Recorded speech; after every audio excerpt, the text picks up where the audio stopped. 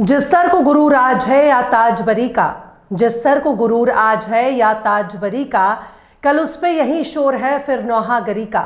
सलाम, नमस्ते, सत श्री अकाल। मैं हूं आपके साथ हर्षिता मिश्रा और आप देख रहे हैं टाइम्स मेल। इस वक्त पूरी दुनिया में गजा को याद किया जा रहा है, फलस्तीन को याद किया जा रहा है, उनकी कुर्बानी को याद किया जा रहा है, उनकी बहादुरी और जज्बे को याद किया जा रहा है। इजराइल की मक्कारी और अमेरिका की अय्यारी को याद किया जा रहा है। झुककर हमास के साथ सीज फायर करने वाले इजराइल को याद किया जा रहा है। जिस हमास को खत्म करते करते खुद आधा इजराइल तबाह हो गया, अब उसी हमास के गजा को जहन्नुम बनाने के लिए डोनाल्ड ट्रंप कस्में खा रहे हैं।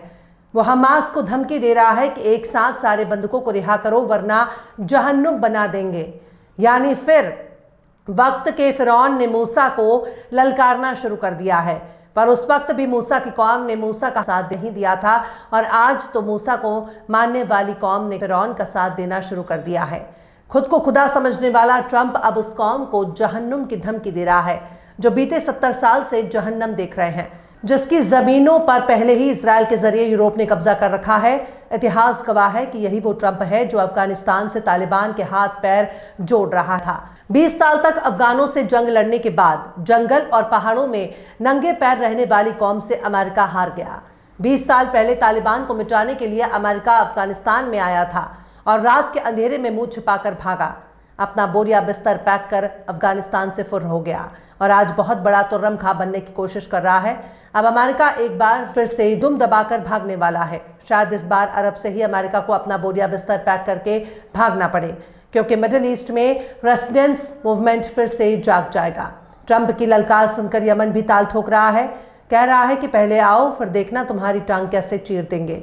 यमन कह रहा है कि कब तक छिपोगे खंबे की आड़ में, कभी तो मिलोगे भिंडी बाजार में। यानी ट्रंप की धमकी कोई भी सीरियस नहीं ले रहा है। हमास से लेकर हूती और हिजबुल्लाह तक सब के सब ट्रंप की धमकी को जूते की नोक पर उछाल रहे हैं।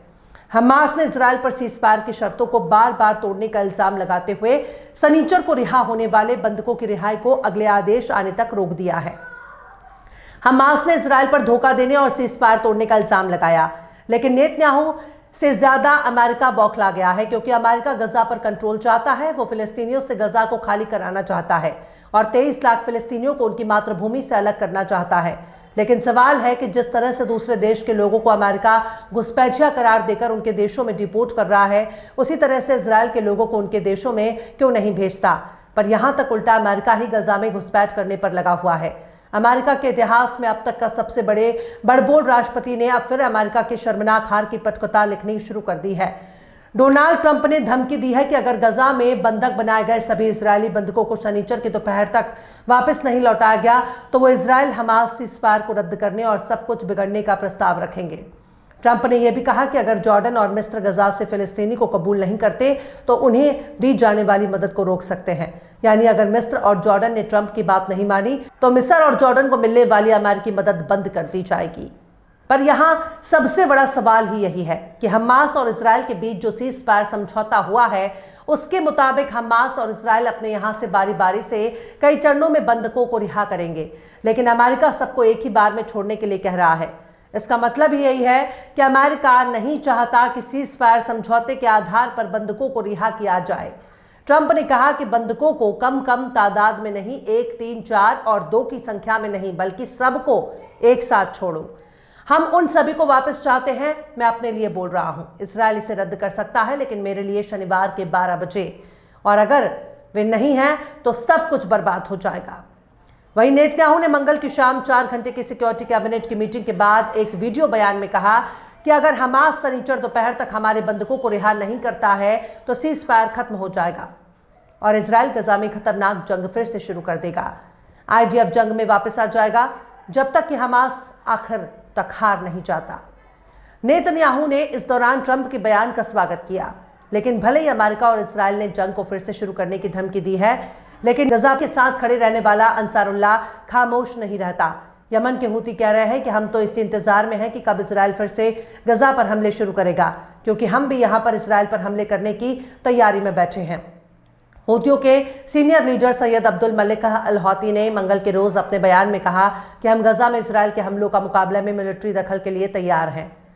उन्होंने कहा कि अमेरिकी यमन को तबाह करना चाहता है और अपने फायदे के मुताबिक कंट्रोल करना चाहता है।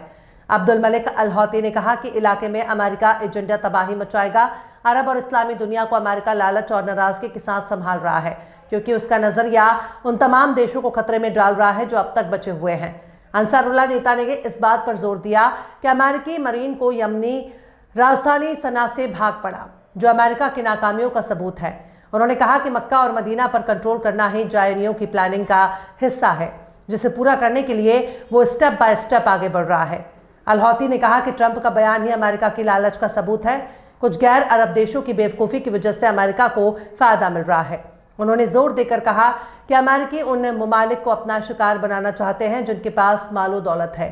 सैयद अल हौती ने यहाँ तक कहा कि अमेरिका अपने लालच की वजह से जंगली, अहंकारी और नैतिक रूप से दिवालिया हो चुका है, जो किसी भी देश के हक और आज़ादी को दरकिनार कर उन पर जुल्म करता है। अंसारुल्लाह नेता ने साफ तौर पर कहा कि अमेरिका किसी अरब मुल्क के खिलाफ हमलावर रुख अपनाता है तो अमेरिका की हिमायत अक्सर अरब दुनिया के भीतर से ही आता है। उन्होंने कहा कि गजा के खिलाफ इजराइल के हमलों पर अरब के हालात काफ़ी हद तक या तो मिलीभगत वाले हैं या फिर कमज़ोर हैं। अब्दुल मलिक अल हौती ने कहा कि सऊदी अरब ने गजा के लिए कई शिखर सम्मेलन आयोजित किए, लेकिन इजराइल के खिलाफ कोई कार्रवाई नहीं की, यहाँ तक कि अपने हवाई क्षेत्र को भी बंद नहीं किया। अरब देश गजा में भूख से मर रहे लोगों के लिए खाना पहुंचाने में भी एक नहीं हो पाए। हौती लीडर ने इस बात पर जोर दिया कि वो अरब राज्यों के लिए अमेरिका को दरकिनार करने और उसकी गुलामी से आज़ाद होने के ये एक सुनहरे मौका है। अरबों की एकता अमेरिकी साजिश को नाकाम कर देगी। खासकर गजा के लिए अमेरिका साजिश को रोका जा सकता है। लेबनान में सीज़फायर समझौते पर अल हौती ने कहा कि अगर इजराइल का कब्जा बढ़ता है तो यमन लेबनानी लोगों के साथ खड़ा है। उन्होंने ये भी कहा कि ईरान में इस्लामी क्रांति की जीत फिलिस्तीनी लोगों के लिए एक फ़ायदेमंद थी, क्योंकि ईरानी शाह इजराइल का नौकर था। यानी अब्दुल मलिक अल हौती ने गजा से लेकर लेबनान तक इजराइल के कब्जे के खिलाफ जंग का ऐलान कर रहे हैं। अब इजराइल पूरी ताकत के साथ गजा पर हमले की तैयारी कर रहा है। इस बार अमेरिका न सिर्फ सप्लायर की भूमिका अदा करेगा, बल्कि इजराइल के साथ कंधे से कंधा मिलाकर लड़ेगा। पर इतिहास गवाह है कि अमेरिका सबसे पहले घुटने टेककर भागने वालों में शुमार है। हाथ पैर जोड़कर दुम दबाकर भागना ही अमेरिका का इतिहास रहा है।